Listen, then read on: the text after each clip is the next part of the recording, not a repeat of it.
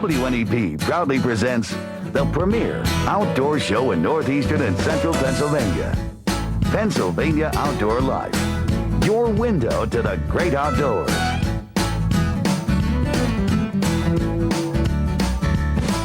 Tonight on Pennsylvania Outdoor Life. We'll fill you in on what's up with the fishers. We'll look at the bobcat population here in the state. And we've got the Eagles on TV. Soar with the Eagles. Pennsylvania Outdoor Life starts right now. Good evening and welcome to Pennsylvania Outdoor Life. I'm Ken Hunter and I'm here with Don Jacobs. And if you're listening to the sound of my voice and Jake's voice, that means you are not watching the Super Bowl, and we appreciate that, don't we, Yes, Jake? we do. You know, if the Eagles were in it, I'd say it'd be a different story. It might right? be different, but since they're not in it, we aren't the Super Bowl, but you know, we have some super animals that we're going to be talking about. Yes. I think some of Pennsylvania's most mysterious, sometimes misunderstood, seldom seen creatures, but we've got some interesting super animals in Pennsylvania. Yes, we do. And in fact, at one time, this animal we're about to talk about did not exist in Pennsylvania for many reasons. We just reintroduced them more than 10 years ago. They're called a fisher. You're going to hear from Tom Hardisky. He's a biologist from the Pennsylvania Game Commission. It all started in 1994 with a series of reintroductions. It lasted about 4 years, and basically the northern half of Pennsylvania in some of the public lands like state forests and state game lands scattered across the northern half. We reintroduced fishers, 190 in total. As far as we know, those original kind of planted the seed to what we have now. See how it goes the way we're set up now. Come right out. Wildlife Conservation Officer Bill Wasserman had the honor of releasing the first fisher into the northeast Pennsylvania woods. He's peeking out. Is he? Yep. There he comes. Get out of here. It's just fascinating to see these animals back in the wild. We work with them on campus. We fly them down from New Hampshire, New York on U.S. Air. It's air freight. You know, the guys at the airport all know us from Penn State, and work with a local veterinarian at Mesker Animal Hospital and give them their vet checks. You know, they're anywhere from 2 weeks to 2 months, you know, depending on the health status and, you know, how long I think they need to stay there. We like to get them fat and healthy before we let them go. So it's a real accomplishment to see these healthy animals running out of here and know that they have an excellent chance of surviving. Do we have fishers throughout Pennsylvania? Yes, fishers appear to be doing very, very well. We're getting more and more sighting reports, people seeing young ones as well as adults, and roadkills occasionally. Plus we're doing some of our own monitoring, like track surveys in the snow. We also look at other things, scat surveys, things of that sort. What territory would you expect them to be found in? Well, they're an animal with that requires a full forest canopy, and they kind of prefer the bottom coniferous forest, like the mountainous drainages with the good conifer cover going up the drainage. They seem to prefer and travel those type areas. They stay away from areas like clear cuts. They seem to feel secure with that overhead canopy. So that's one requirement they've pretty much stuck to.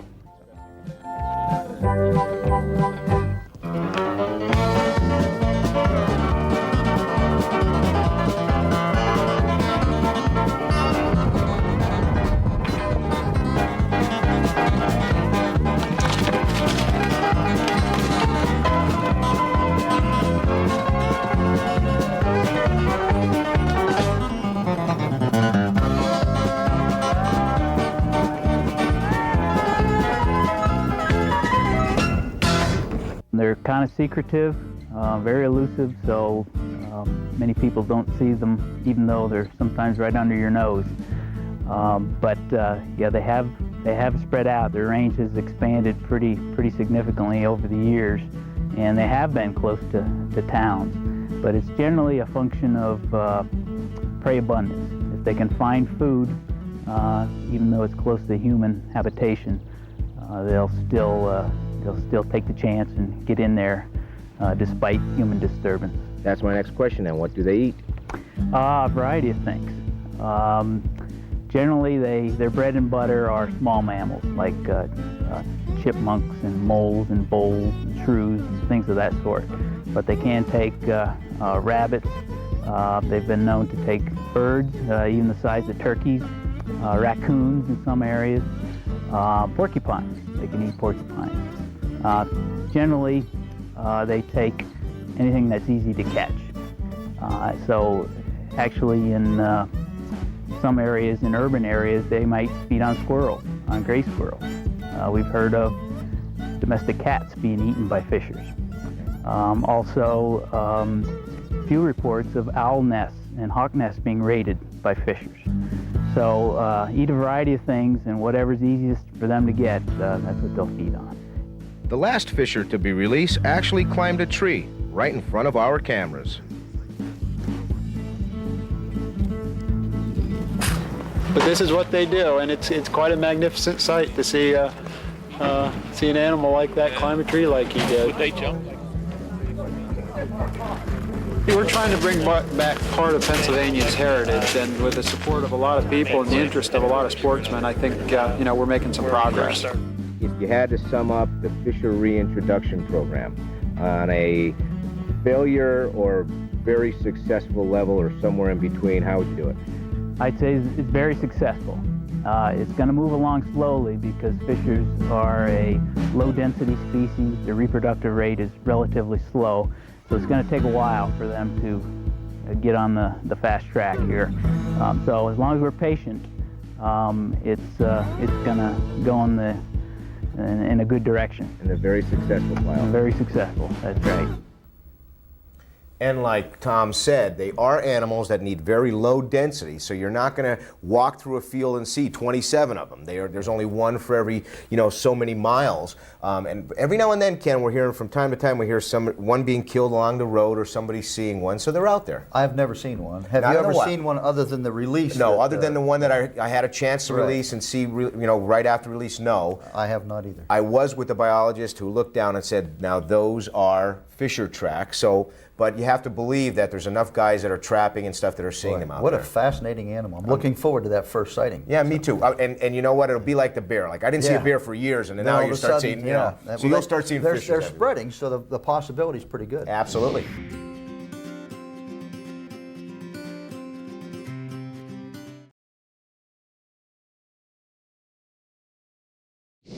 Welcome back to Pennsylvania Outdoor Life. What you're looking at, of course, right now is a bobcat. And Jake, I remember a time in Pennsylvania when this was an extremely rare creature to ever see, and today it's a fairly common sighting. I've seen them myself. I'm sure you have. Yep. Many people are seeing bobcats. It's like the fisher now. You didn't see a bobcat for a while. Now you are, right? Yeah. Well, we are hoping to learn more about the bobcats here in Pennsylvania through a lot of research being done here in the state. Matt Lavala is a biologist for the Pennsylvania Game Commission in the Fur Bearers Division, and he's got research going on right now to learn more about bobcats.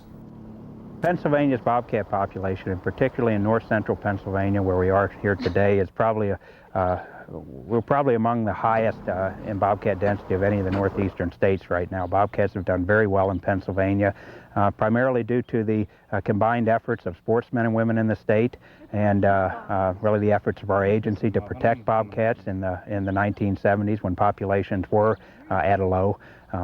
Because of some management approaches that have been employed, and because of our understanding of bobcat ecology through field research, I think we've gained a better handle on how to allow these populations to grow, and they have been growing in Pennsylvania probably at about 10 to 12% annually. We're seeing continual increases throughout the state, particularly in the past decade throughout the north central, and southwest regions of Pennsylvania, and some of our neighboring states are seeing similar trends, increases in their bobcat populations as well. The season that we opened in 2000 was based on many of the studies that began in 1985 here in Pennsylvania. And based on the trends that we had been seeing and the increases we'd been documenting, we felt that we could safely and conservatively harvest a number of bobcats from a few select regions of Pennsylvania, and that's the approach that we've taken.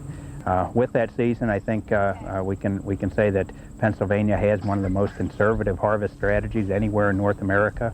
Bobcats are harvested in 38 states currently, and we probably have the most conservative approach of any of those states. And that's because we want to see bobcat populations continue to increase in density, and we'd like to see continued geographic expansion of bobcat populations into other areas of the state. This field work is really, I think, on the cutting edge. We're among the first to attempt to derive empirical estimates of juvenile bobcat survival. There have been literally hundreds of field investigations over the last 20 years throughout North America on various aspects of bobcat ecology, but nobody has been able to produce strong empirical estimates of just how many of these juveniles survive into a breeding age class. And that's important to us because that's the type of information we need to accurately predict bobcat population growth in Pennsylvania. Dick Hilligus helped trap, radio collar, and release bobcats for the study. That is one big female bobcat. You won't find females much bigger than that. And that's really the ultimate goal, is to really contribute to the body of scientific knowledge on this topic. The estimates that are out there are very crude. Some people suggest that bobcat survival range is anywhere from 33% up to 70% juvenile survival. Last year during our first field season, we had 6 juveniles tagged. 5 of those juveniles made it into early winter.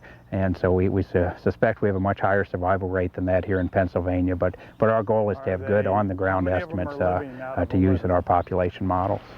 Armed with radio telemetry and compasses, the team tries to narrow down the location of the female bobcat and her kittens.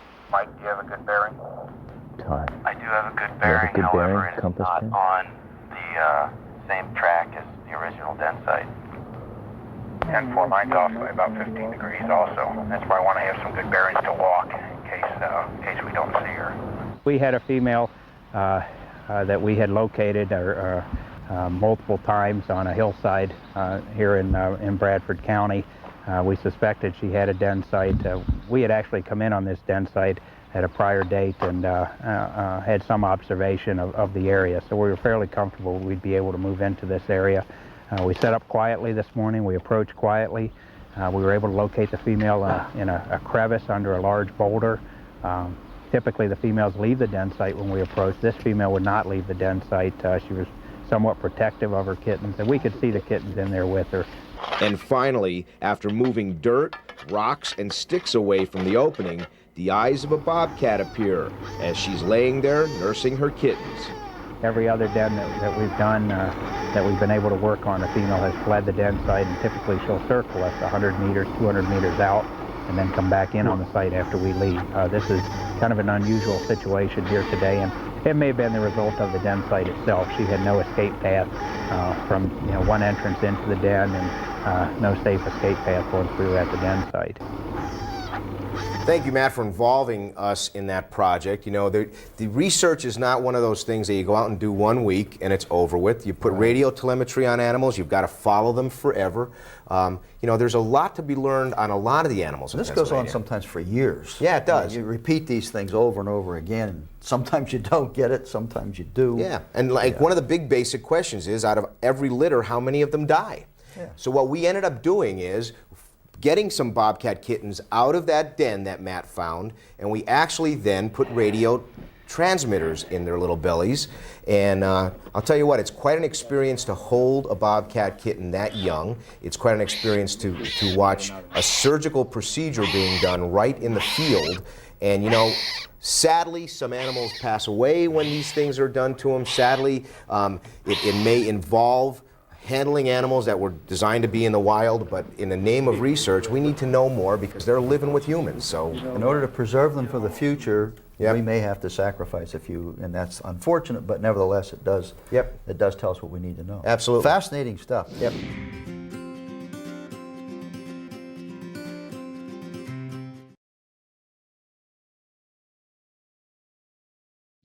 Welcome back to Pennsylvania Outdoor Life. Now, if the Philadelphia Eagles let you down, you know here on Pennsylvania Outdoor Life we have Eagle Mania every now and then. We're not going to let people down with our Eagles, Our are we? eagles will not let you down. In fact, you know, eagles are, again, another one of those super fascinating animals here in Pennsylvania. I know over the years I've been seeing more and more of them, especially the last couple of years. But our own field staff member, Susan Gallagher, has adopted a couple of eagles, and she's going to tell us a little bit more about those. The 2 eagles that we've been caring for here now for almost 2 years will get to stay here. We had them here, we were working on them, you know, you did a few stories on them in the past, trying to get them to the point where they could be released. And we've known for a while that they were not releasable, but had to submit an application to U.S. Fish and Wildlife Service to get permission for them to remain here as education birds. Since they're stuck in captivity, the federal government gets to decide where they're stuck, where they have to stay. So we had to put together our application. We sent that out in June, and of course it took a while, and we were told these things do take a while, but 7 months later we got the good news that these birds can stay here. So we're really excited to hear that.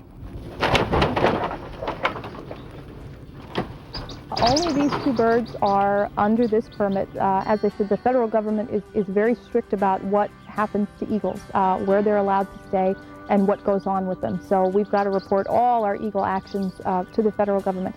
If an eagle comes in that's injured, if it comes here, we would treat it. I'm sure any other rehabilitation center that's licensed for them would treat it as well. And again, the goal always to get them back into the wild, but as you see, sometimes that doesn't work.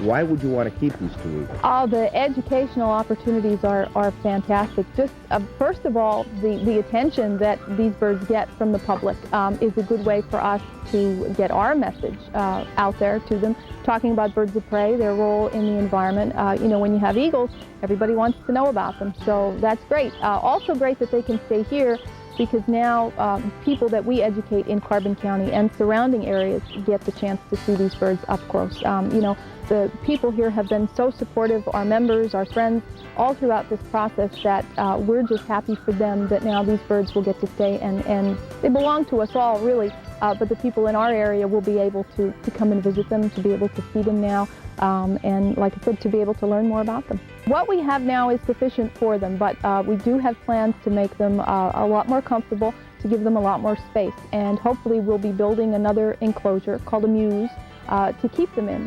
We've gotten, as I said, a lot of support from the community, so we have had a lot of donations come in for their care. We will need more donations if people are so inclined, so that we can provide them with a nice big enclosure, someplace just to themselves where all their needs can be met. Our property is open to the public. We're at Mock Chunk Lake Park. We're on county property, so people can stop by any time. Our building is open 8 a.m. to 4:30 p.m. during the week. So if people have questions for us, want to talk to us, they're welcome to stop in. But the birds are outside, so people can come, take a walk, and take a look at them. And if nothing else, just sort of stand in their presence, which is pretty awe-inspiring in itself. Thank you, Susan. You know, the Philadelphia Eagles may not have made it to the Super Bowl, but the Eagles have made it onto our pillows, onto our curtains here in the cabin. We have eagles everywhere, absolutely Certainly. everywhere. And you know what? Susan Gallagher and the guys down there and the people down there at the Carbon County Environmental Education Center know how to handle those animals. They plan that major expansion. It's just great to have her on her field staff, isn't it? Oh, it is. She does a great job. I'm really glad to have Susan with us. See, and we didn't let the people down with the eagles No, either. sir. The Eagles are here.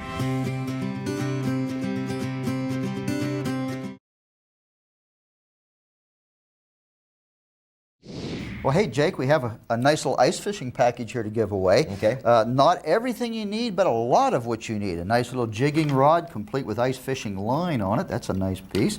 We have the little spoon to clear out the ice fishing hole. You know what I call this? What do The Isostop. The Isostop. The Isostop and the water keep a going. Okay. Very good. There you go. That's the Isostop. And we also have a little minnow. The You have a minnow name stop. for that, too? Well, it's the minnow stop. The minnow stop. I the water just keep reach a going. in and grab them, but most people like that. Now, a couple of interesting little things. Here's a weight, of course, to sound the holes. We talked about that in another show. Okay. And for night fishing, for those gadget-type people like my brother, we have a night light that comes on with your tip-up. Okay. And this all comes to us from the Park General Store in Delhi. You can go there and get this equipment and have a bite to eat at the same time. It's in Dalton. It's right around the corner from Lackawanna State Park, which I understand they are actually catching fish at now. And we are going to pick one name out here, Ken, and we'll give this away to a lucky viewer. Let's see who we got here. Find one. Okay. There we Go go. ahead, And we've got Roger Purdy from Dalton, Pennsylvania. Now, are you going to watch the ball game now? Yeah, let's switch on. No? For all of us here on Pennsylvania Outdoor Life, thank you for joining us and leaving the other guys alone. That's right. Enjoy the great outdoors and the rest of the week, and you too. Yeah, have a nice week. All right, now. you too.